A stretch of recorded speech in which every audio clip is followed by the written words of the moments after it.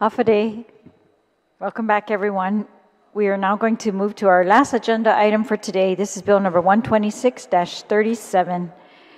I'd like to recognize my colleagues for being present today, beginning with the bill sponsor, Senator Roy Quinata. Senator Joseph Augustine is with us, and Senator Joanne Brown, our vice chair for the committee. Situs Masiki colleagues. I'll now allow the Senator Quinata to introduce the bill, and please include the title. Thank you. Thank you, Madam Chair. Bill 126-37 is a bill.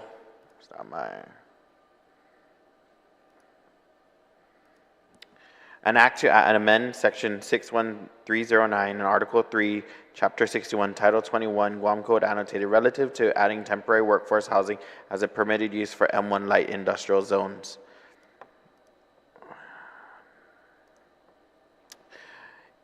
Bill 126 is an instrumental legislative proposal that addresses an urgent need of our community, workforce housing. Temporary housing development in M1 light industrial zones can help address the need. It provides a quick and cost-effective solution to accommodate the influx of people supporting the military buildup.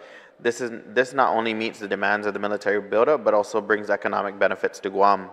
By allowing temporary workforce housing developments in M1 industrial zones, Guam's economy can receive a much-needed boost. As more people move to support the buildup, there will be a need for housing, shopping, employment, and employment opportunities. This can attract additional businesses, investments, and employment for both local and non-local workers. Removing the bureaucratic barriers is crucial for the economic growth and the responsible development of our island. Thank you, Speaker. Thank you, Senator. There was a fiscal note on the bill that talks about the Bureau has coordinated the proposed legislation with the affected departments and has received a response from Public Health indicating that the removal of the requirements of a sanitary permit and a workers' dormitory permit will not have a fiscal impact. However, it should be noted that the Bureau does anticipate a fiscal impact as these requirements provide for the generation of funds and could have a potential loss of revenue to Public Health as well as to DPW. Absent information such as the cost for the certification and/or permits and how many are issued annually from the effective departments or agencies, the Bureau, meaning BBMR, is unable to determine a fiscal impact at this time, just FYI. All right, and so now we will hear from those who are here to testify, including Liz Dwayne, John Dwayne, and Monty McDowell. So I guess, Liz, you are first. Thank you, Madam Speaker, Senator Brown, and Senator Roy Quinata. Guam is at a crossroads where we're lacking housing for workforce housing. Even our local population is having difficulty finding housing. So this bill at least would help in allowing developers or contract workers that are bringing in their workers to build a housing in M1 zone. Right now, the zone is a conditional use, which takes about a year to two to get the permits in place and get the project passed. With a permitted use, it shortens the time frame and helps and allows the process shorter, which at least hopefully will, allow people to build quicker with hopefully less government issues. With workforce housing right now, I'm trying to find housing for workers coming in, but they're taking up our local inventory. And our local inventory, the 2, the 3 bedrooms, we're placing them there right now.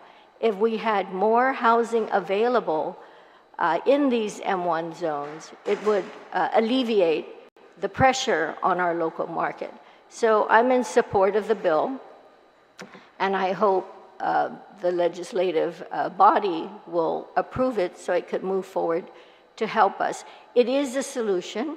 I mean, we've been talking about housing shortage, and now at least this is a way, a mechanism to make it happen quicker and probably, hopefully, less. I know this project is usually very expensive to even tackle it.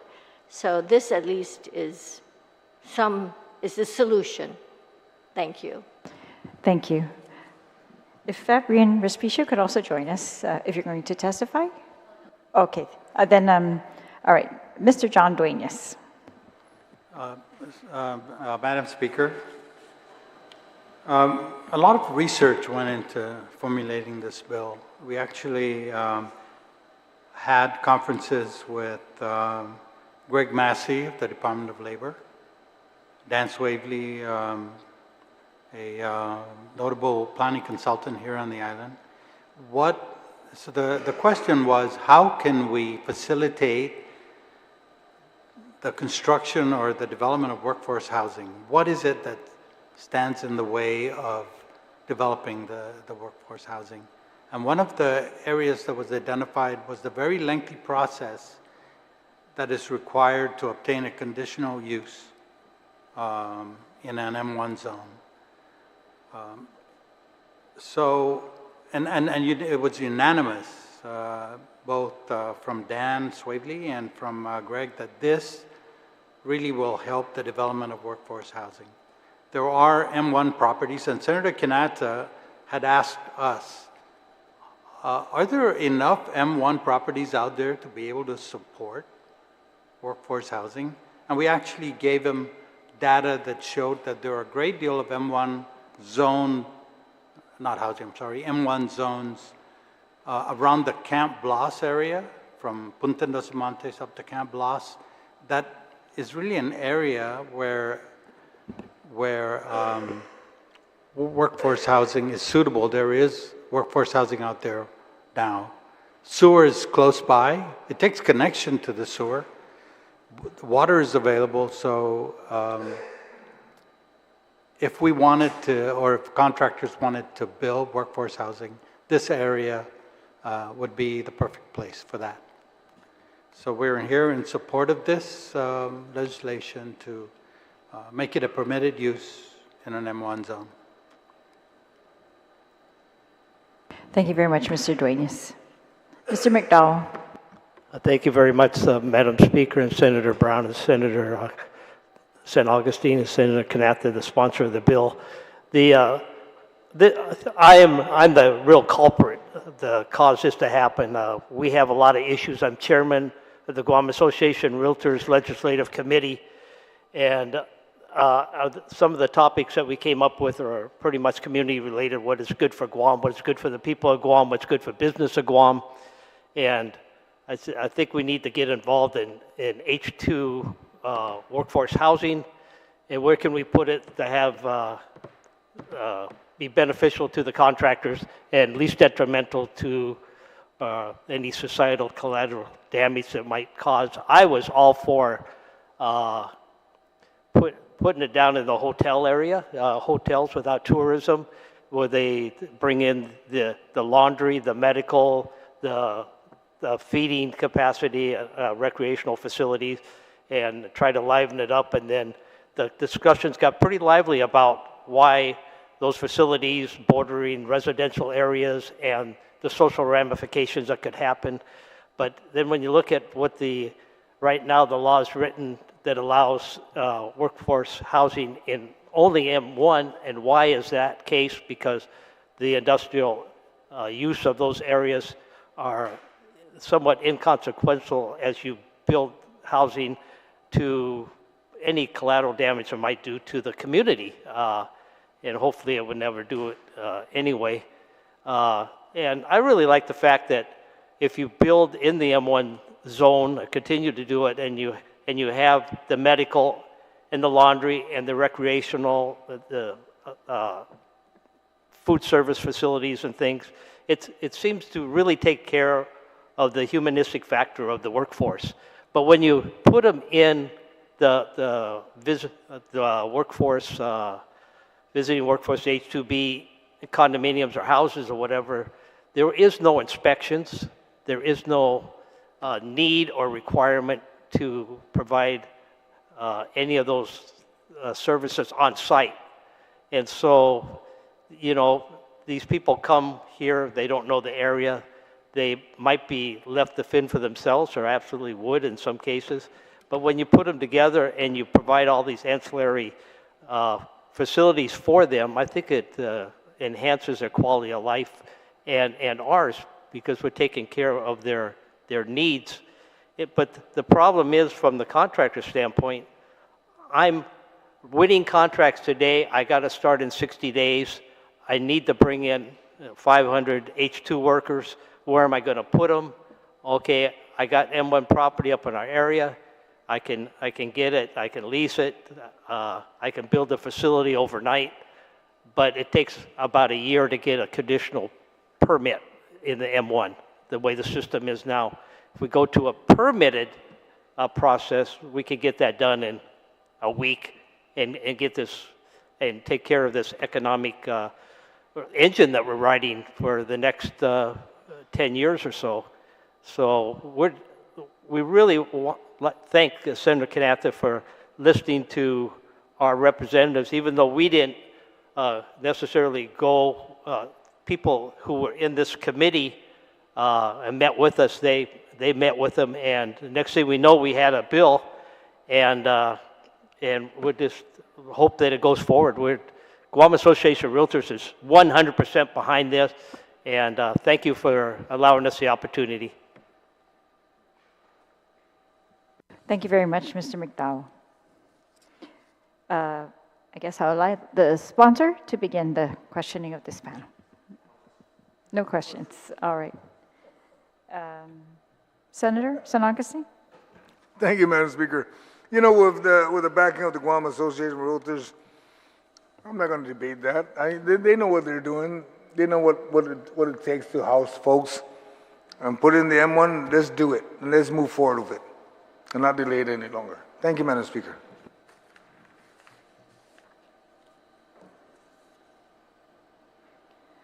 Thank you, Senator. We also received testimony from the Guam Housing Corporation. They just said it's not applicable. No testimony. Sorry. All right. And so, Senator Brown. Thank you very much, Madam Speaker. I certainly appreciate the testimony, but you know, there's always the other side of the coin.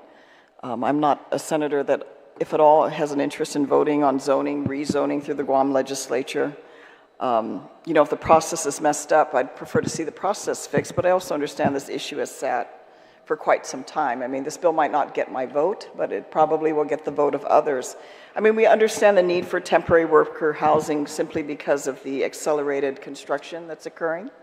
But you know, the irony of all of this is there's an expectation that the people of Guam are supposed to deal with this issue, and yet the people of Guam right now, as you know, Monty, very well, are not able to benefit directly with these H2 workers. The fact that, you know, these restrictions have been put in place, and I know you guys have been working to try to get these things changed. But for the local residents, I mean, the cost of building a home, extending a home, having a hope of ever having a home has gotten so expensive because of the fact we're not able to have these very same workers to the degree that is needed in the community, to work in the community, to work on projects at a local level that are not DOD related. And that's where the challenge is, but yet we're expected to absorb the challenges that come with it. You know, hopefully M1 zoning is not going to be an issue, but you know, I look at Harmon, you know, you have automotive repair shops next to apartments and houses. I mean, everything's kind of all mixed in there. And so, you know, poor soul if you happen to have your house in that M1 zone, even though it's not as frequent or as common. But yeah, that's the irony of all of this. Our people are expected to absorb the burdens of the housing aspects and the consequences that come with it, the impact, additional impact to the use of the infrastructure that's obviously going to be used and needed to provide when you're talking about maybe hundreds and hundreds, if not thousands, of workers, and yet we don't have the same opportunity to benefit from their labor, you know, to hire them in our local community to address the needs, the growing needs of our people. So I just want to relay that. I mean, I understand the need, I understand the importance of moving forward with the construction, but you know, it's ironic that our people are not able to as directly benefit from their services. I would have to say, as a service contractor on base, that as facilities at Camp Ben Blas and the associated Camp Ben Blas at Anderson are completed by these H2 workers or local workers, a mixture thereof, they're put into my inventory to maintain the facilities. I have only local workers in my employment, and they're the ones maintaining it. So as they're built, there's a direct ramification to the local community as a benefit with more employment. And, you know, even the lowest paid employee and the Service Contract Act were required by President Biden to pay them $16.20 an hour plus $4.90 in health and welfare. They get about $21 an hour. I think that's pretty good. And this is somebody that could be a high school dropout. And that's how they start. So I think there is a direct benefit. They come in, get the facilities done, they leave, and the assets are here in the hands of the local community.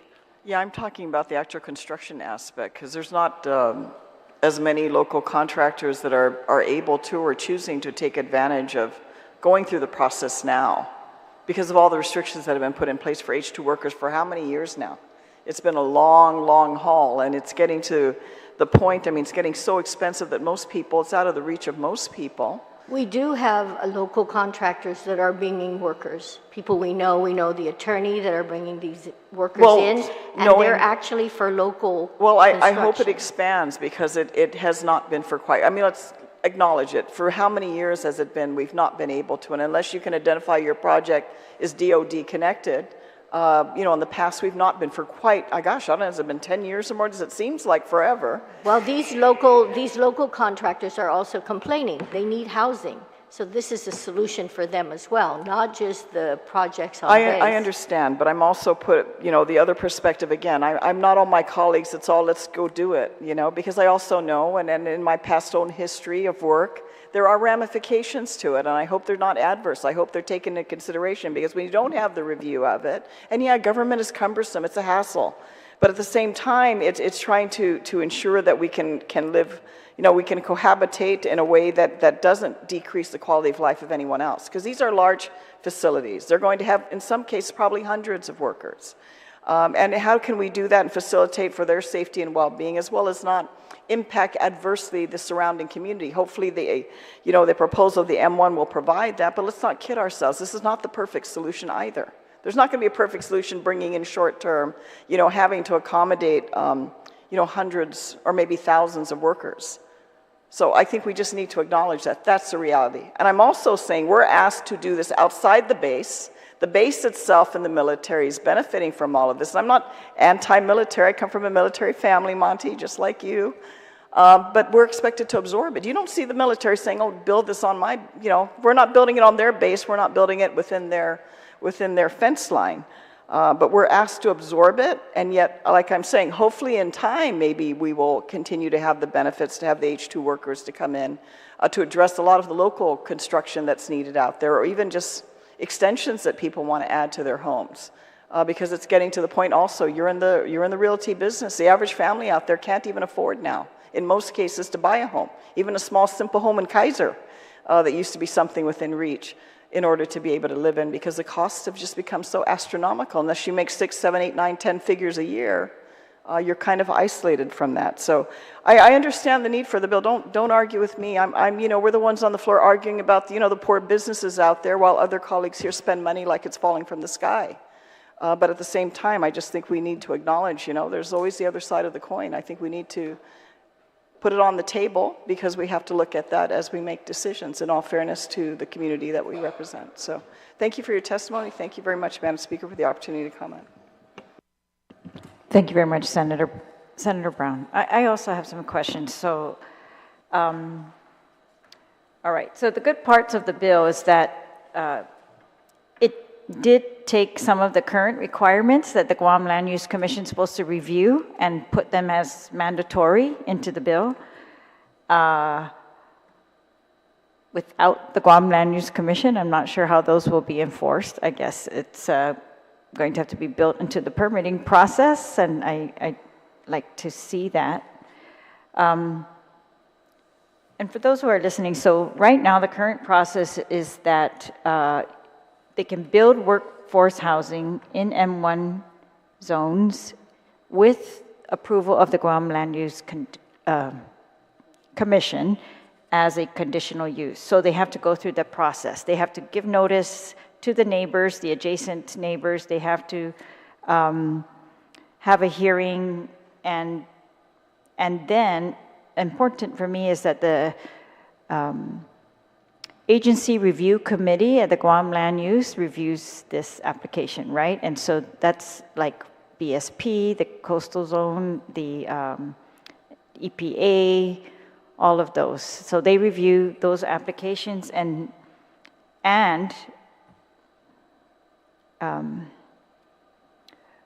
the Guam Land Use Commission is able to put down some conditions, right, on this use, like, yes, you can do this, you can build it here, however, you know, because we see, GWA has told us that there's a limited water, you know, you have to put in an additional pump or whatever other requirements that Guam Land Use might do.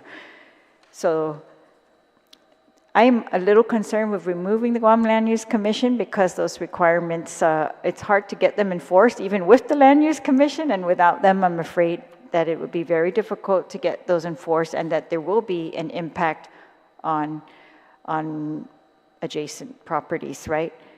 The other thing is, so, and I know you said about water and sewer in the M1 zones up there near Camp Blas, so those, do you think there are water and sewer in all M1 zones? Like, I don't think so right now, right?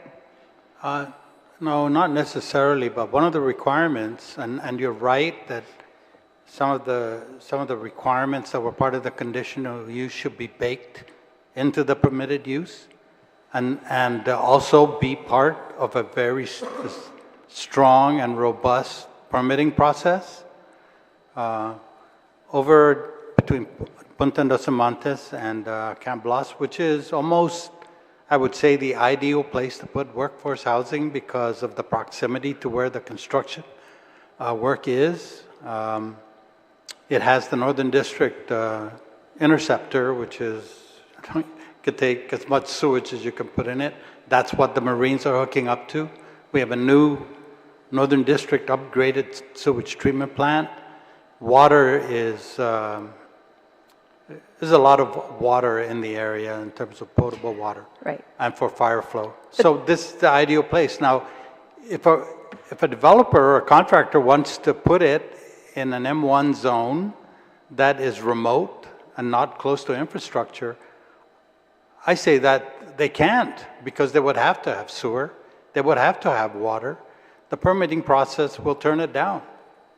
So I don't see that that's you know, an impediment to this, to the intent of this bill. So you think by putting it in as a requirement of temporary workforce housing under an M1 zone, that the project must be served by an adequate sanitary sewer system, that if GWA objects, there's no objection, I guess, on the permit?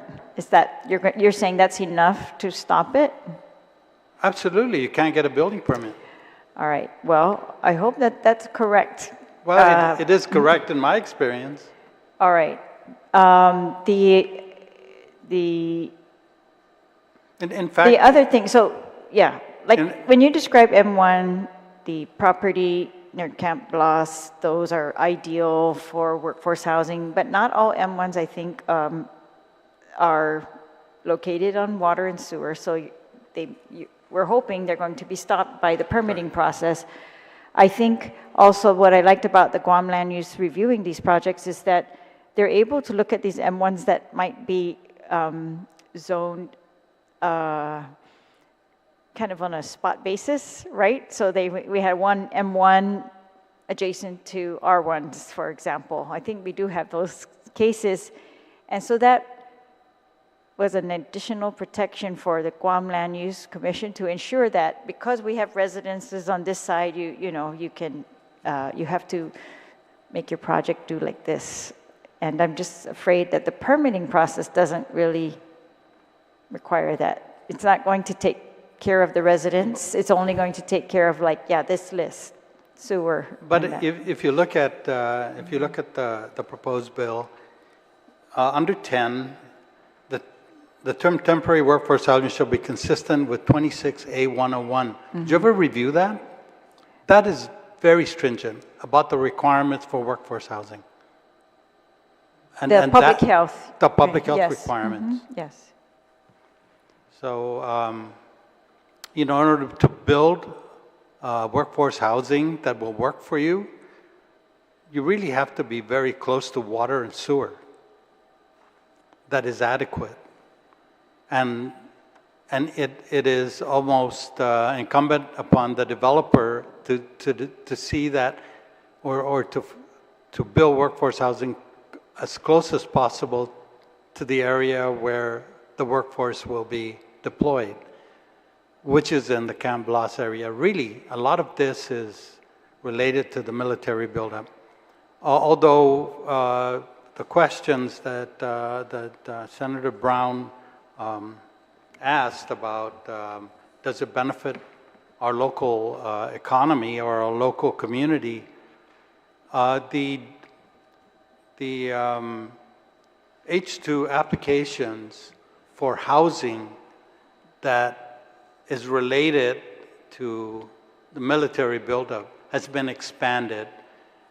If you ask those contractors that have gone in for permits for housing outside the base, you will find that I think maybe even only one was actually ever rejected, and that was for really some specific reasons. If you look into it, you'll find out that, for example, Landmark Construction, Bobby Sachdev's company, has been able to bring in H2 workers for housing, local housing. We have a project that is up for rezoning down at Upper Heights. And one of the reasons for this development down at Upper Heights and rezoning it from agriculture to R2, its proximity to Naval Station. Not only will there be building housing that will be used by our local community, but also military dependents who are stationed or work at Naval Station. So it does help our local community.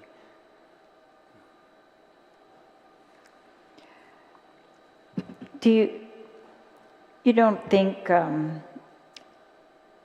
adjacent property owners should be notified of a workforce housing going in next to them? Like I said, there are maybe incidences where M1 zone lots are adjacent to other zone lots. Yes, if the M1 is nestled among R1 properties or residential communities, probably a good idea to notify them. Right. Well, that's one thing that we lose without the Guam Land Use Commission approval process, right? It's not required that they notify anyone. I don't even think they need to put up a sign or anything. That there will be no notification. They would just go through the permitting process if this that is correct, and that carries some risk. Yeah. Yes, of course. All right, and then. But then we have to look at our zoning laws too. Yes. Why did we permit that M1 zone to be sitting in? Right. But you could put warehouses also. So there are other M1 uses that are not workforce housing. Yes. Related. Yes. Yeah, warehousing, fairly passive, and that's not if I had an M1 lot, let's say right in the middle of Santa Rita Village, I would put workforce housing there. Probably won't be enough water or sewer. Right, you wouldn't, but somebody might, because the bill allows them to do that. That's my concern, of course, is that we've got no one else to say not a good idea. Right, it's a valid concern. But if you look at, as Senator Brown pointed out, two sides of a coin. If you look at the side of the coin that is addressed by this bill, that is the fact that it takes a year, perhaps even a year and a half, to go through the Planning Commission. If you look at the Planning Commission makeup today, I believe they have 3 members that are active. Several have resigned. If one of them does not show up, they don't have a quorum, no action. Those are realities that are kind of baked into our Guam Land Use Commission process. So this basically makes that, and if you win a bid, by the way, if you win, as Monty pointed out, for a project. They give you a notice to proceed in a couple of months. Waiting a year and a half to bring your workers in. And by the way, you have to, right, the liquidated damages. But I believe the H2 requirements now are such that you have to identify the people you're bringing in, not just the group. So you have to do a lot of interviews, and if you're getting them, let's say from the Philippines, you have to actually identify the worker and apply for that particular person. That requires a lot of time, and it doesn't answer the requirements that your contract places on you when you win a bid. All right. What about the other requirement that's not transferred over to in the bill that currently exists is that these workforce housing approvals by GLUC are renewed, right? So they renew them and they review them periodically. It says initial approvals for 24 months, thereafter shall be renewed annually. So this would remove that annual renewal to ensure they're complying with conditions, things like that. Other conditions outside of the public health requirements, because they have the ability, like you said, to go in there and ensure compliance. But all these other things, that's another concern I have. Just removing that other set of eyes to just ensure that everything that was promised is continuing to happen. I think the Department of Labor does their inspections as well. They do not allow any occupancy for any structure unless they've come and done their inspection, and they're probably diligent as well in consistently checking into these housing facilities. Madam Speaker, if I may add, as well as public health. Yes. They do check. So I know. Public health can go in and enforce its regulations. OSHA can go in and enforce its regulations, but the regulations that were put down because of our law or permit, right? It really, like you said, it's going to require a very robust and strong permitting process, and one that is willing and able to enforce these. That's what we have our government agencies for, isn't that right? Yes, yeah.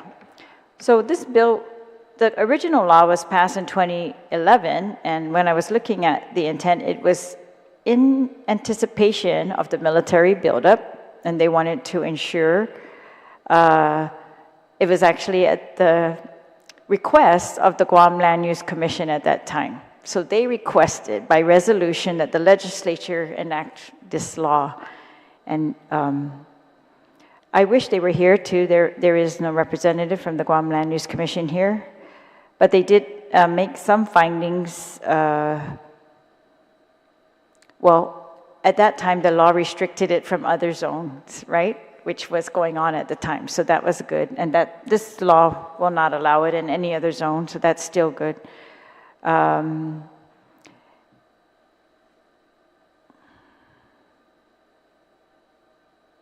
Yeah, and again, it was always for the protection of the public's interest, safety, and welfare, which, yeah, I guess I'm open, I'm gonna review it, but I'm a little bit less maybe optimistic about this permitting process in lieu of the Guam Land Use Commission's review and enforcement of conditions that they can put that are in their determination valuable for this piece of property and this residential area that's right nearby or something like that. So that's all. It's like remove any of that type of those conditions that can be placed on particular lots that are not ideal. Yep. Or the surrounding area is not ideal. I think we're looking at this on balance because there are obviously, again, there are two sides of the issue. On balance, I think that it just helps us to be able to make the workforce housing development, to accelerate that, to match the military buildup schedule. At some point in the future, if let's say in 10 years, once the military buildup has been completed for the most part, this could be changed back to being a conditional use. Could you, Liz, if you don't mind, describe again,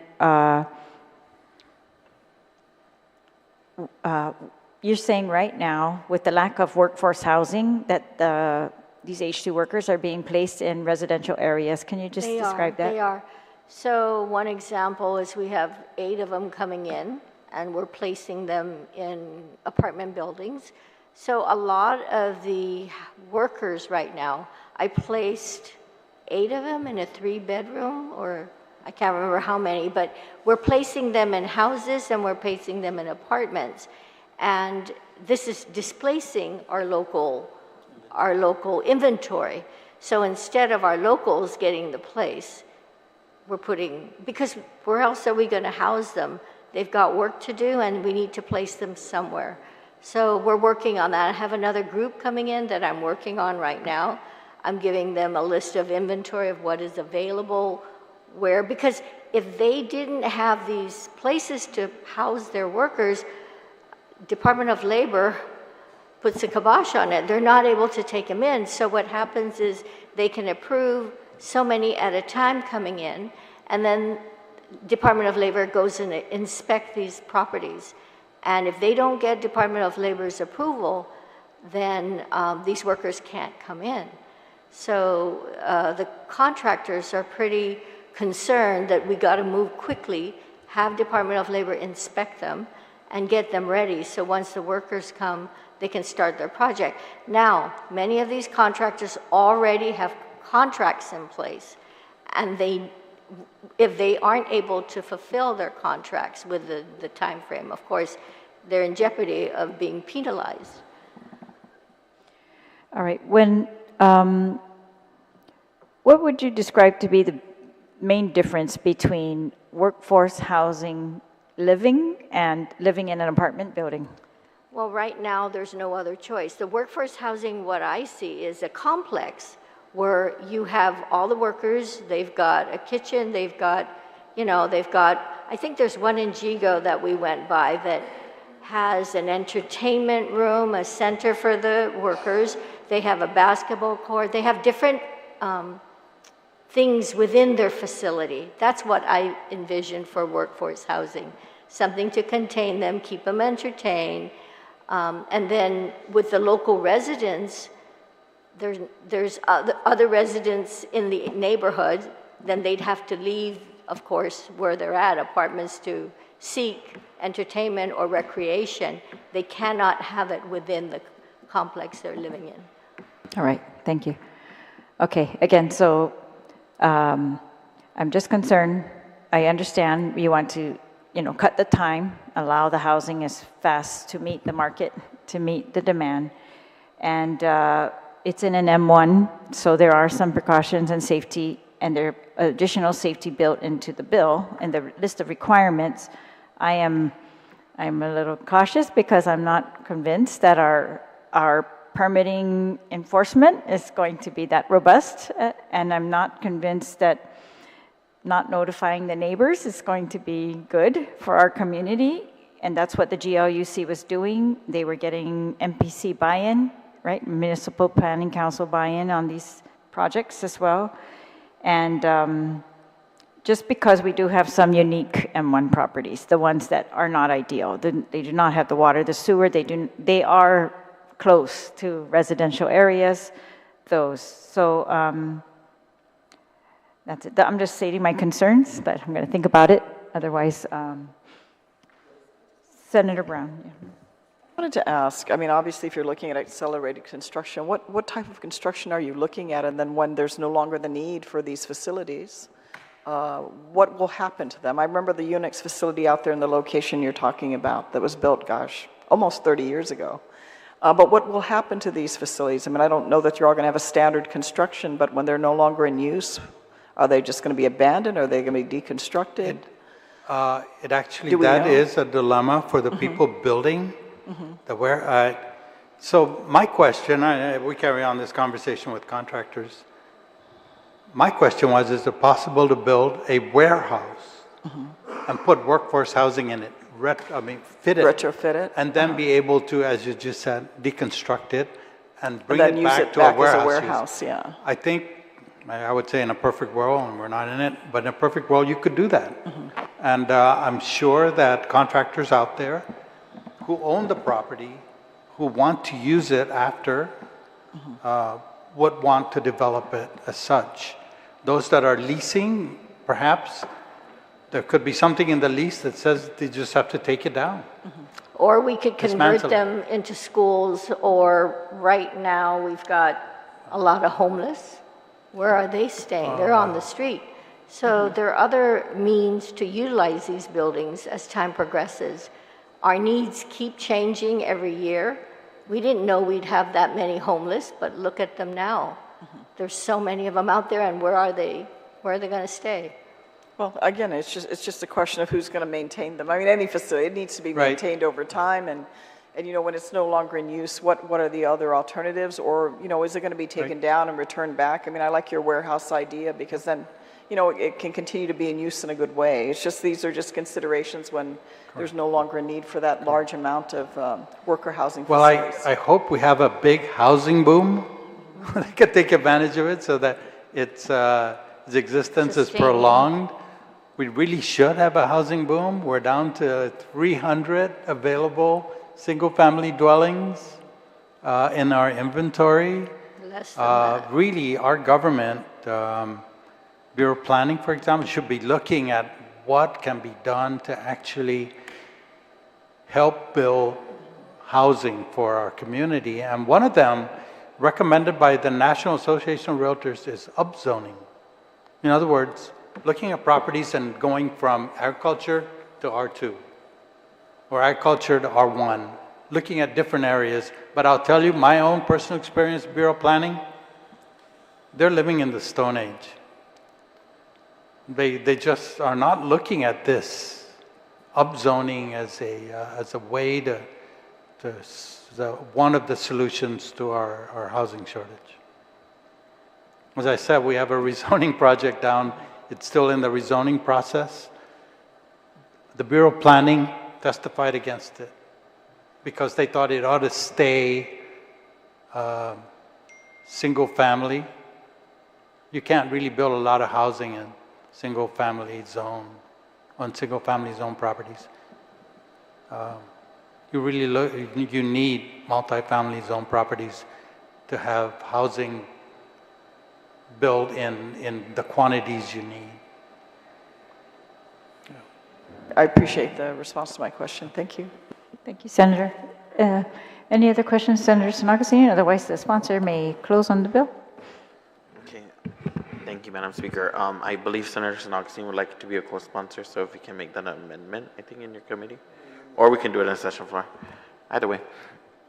Other than that, in closing, I want to thank the committee for scheduling this public hearing. I ask my colleagues for their support when this bill reaches session for deliberation. And that'll be all. Thank you so much again for the entire panel for coming out today. Look forward to hearing more. Thank you, Senator, and thank you again to those of you who came to testify today. Very much appreciate your experience and testimony. We're now going to consider Bill number 177-37 COR, Bill 178-37 COR, and this Bill number 126-37 COR heard. And the public hearing is now adjourned. The time is 4:40. Sitos Masi.